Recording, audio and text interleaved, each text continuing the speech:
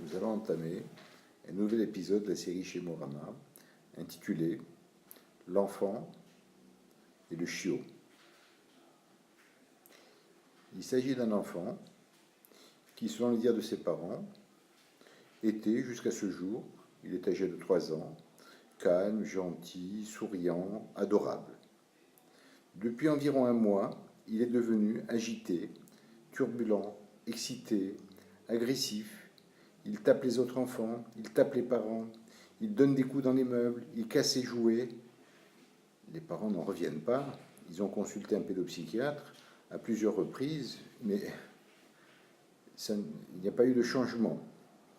Il fait des cauchemars la nuit, il crie, il hurle, il se débat. Bon. La prise de pouls montre qu'il y a eu un problème par rapport à un élément masculin. Il y a environ 6 semaines. Je demande s'il n'y a rien eu de nouveau, s'il y a un autre enfant ou un autre animal de compagnie à la maison. Les parents se regardent et me disent « Oui, nous avons accueilli un bébé chien ». C'est leur parole. Je dis « Ben voilà, c'est la réponse à votre problème ». L'enfant n'est pas dans le monde de l'adulte, il n'est pas dans la raison et dans le ressenti animal. Il a la fonction du bébé. Pour lui, il sait tout, il observe tout. Il y a un frigidaire, la fonction du frigidaire, c'est de réfrigérer. Il est cassé, on ne répare même plus, on le met à la poubelle. Il a la fonction du bébé, elle est finie, elle est cassée. On parle d'amener un autre bébé dans la maison. Il est affolé.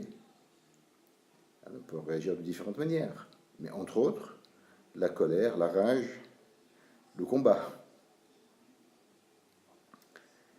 Alors sache jeune homme que papa t'aime et que maman t'aime. Il t'aime beaucoup plus que le bébé chien. Hein? Il t'aime, tu es leur fils. Le bébé chien n'est pas leur bébé. Leur bébé, c'est toi. Alors ne te fais pas de soucis, il t'aime et tu ne seras pas abandonné. Votre enfant vit un sentiment d'abandon et il réagit comme il peut. Il est dans une non-résilience par rapport à ce coup qu'il prend sur la tête, hein, avec la venue de ce bébé chien. Alors, l'épouse répond, mais docteur, ça ne fait que 15 jours que le bébé chien est là. Le mari rétorque, oui, mais ça fait 5 semaines qu'on en parle et que nous allons le visiter, hein, et voir si oui ou non nous le ramenons, et nous en parlons à l'enfant tous les jours, pour savoir s'il est d'accord pour accueillir ce bébé chien. Je dis, ben, n'allez pas plus loin. Maintenant qu'on en a parlé, les choses vont rentrer dans l'ordre. Quand les mots sont dits MOTS, les mots MAUX ne peuvent que disparaître. Puis les parents se regardent de nouveau. Eh bien, docteur, vous avez tout à fait raison. Nous avons omis de vous dire que depuis 2 mois, nous parlons de faire un enfant et nous en parlons avec notre fils.